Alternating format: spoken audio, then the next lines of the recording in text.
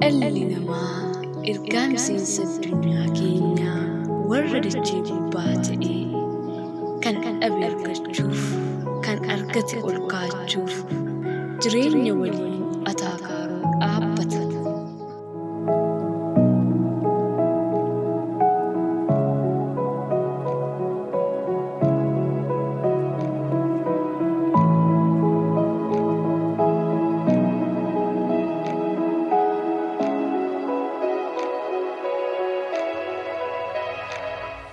Dhalli namaa inni ifaaja bu'ee ba'a rooba yenduu aduu saafaa osoo hin jedhin wallaansuu qaba.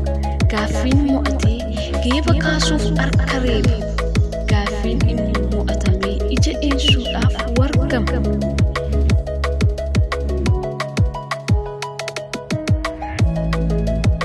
Tokko tokko yaadni koo yaada hiree jireenya addunyaa kanaa. Nama biskileetii oofutti na fakkeessa. Lachanuu madaalii ofii eeggatanii fuuldura ofii ilaalaa imaluun dirqamsiisa. Bakka suuta jedhutti suuta jechaa bakka jajjarsuu qabutti saffisaa.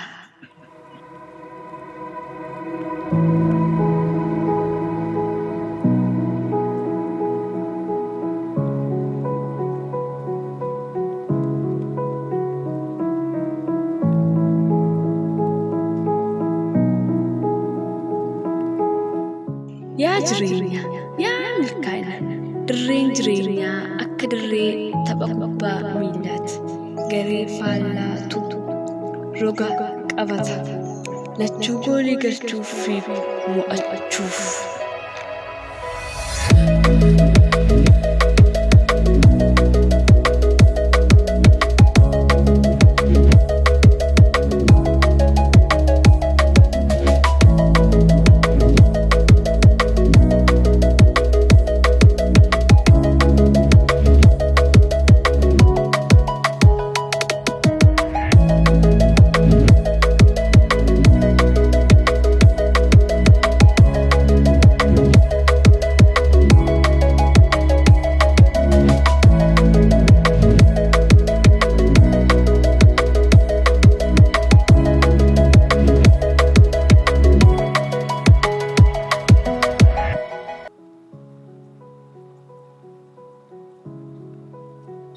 Gareen tokko faajjii injifannoo kaasuuf mormii garee faallaa irraa isa mudatu hundi danda'uu qaba.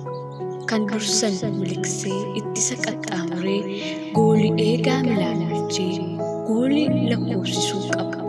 Kanumaan mo'ichaaf of dhaammata.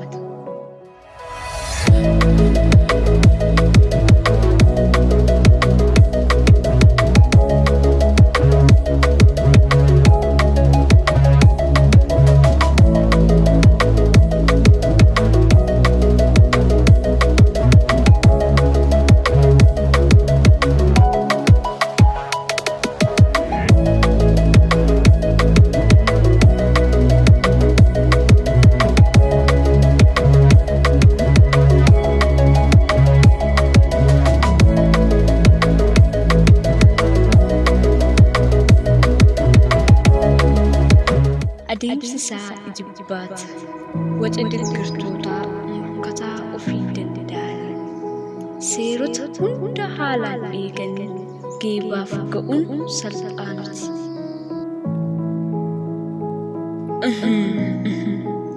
Jireenyis akkasuma galma yaadame tokko ga'uuf gareen namaan morkatu danuutu jira. Dhabuu, daaruu, mogolee buustota. Aramaan milkaa'inaa danda'u. Haa ta'u malee galma abuuratan tokko ga'uuf naannoo ofii ilaaluu dhiisuudhaan abdii kutannaan yeroo balbala onnee namaa rukutu hidhii jennee jalaa diduu qabna.